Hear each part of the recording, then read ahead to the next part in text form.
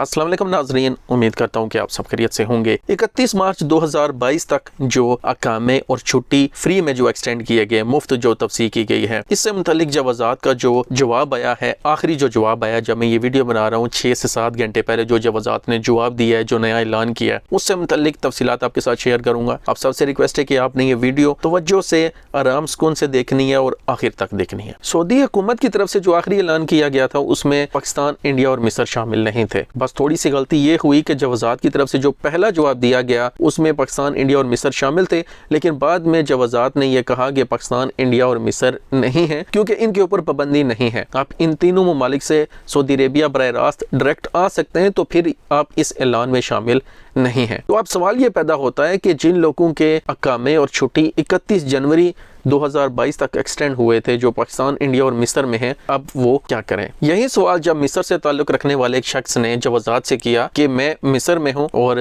31 जनवरी 2022 को मेरा अकामा और मेरी छुट्टी एक्सपायर हो गए, अब मैं क्या करूं। तो जवाज़ात की तरफ से जवाब ये दिया गया है कि आप अपना अकामा और छुट्टी जो एक्सपायर हो गए उनकी फ़ीसें जमा करवाएं अबशर के थ्रू या अपनी कंपनी के थ्रू जमा करवाएं और उसके बाद आप सऊदी अरेबिया में आ सकते हैं। तो वो मेरे तमाम भाई जो इस टाइम पाकिस्तान, इंडिया में मौजूद हैं, ये जवाब सिर्फ मिस्र के लिए नहीं है, ये आपके लिए भी है। पाकिस्तान, इंडिया और मिस्र में रहने वाले वो तमाम लोग जिनके अकामे और छुट्टी 31 जनवरी को एक्सपायर हो गए, अब आपके सऊदी अरेबिया में आने की एक ही सूरत है कि आप अपनी कंपनी या अपने कफील से आप कॉन्टेक्ट करें, उनसे कहें कि वो आपका अकामा और आपकी छुट्टी जो है वो उसे एक्सटेंड करें, फीसें जमा करवाएं। उसके बाद जब आप सऊदी अरेबिया में आएंगे तो आप उनके साथ बात कर लें कि आप सऊदी अरेबिया में पहुंचने के बाद उनको जो है वो जो फीस होगी आप उनको अदा कर देंगे। इसके अलावा आपके पास कोई भी हल नहीं है। जवाज़ात की तरफ से बार बार यही जवाब दिया जा रहा है। अगर आप अभी भी घर बैठकर सिर्फ सवाल करेंगे, इंतजार करेंगे कि कल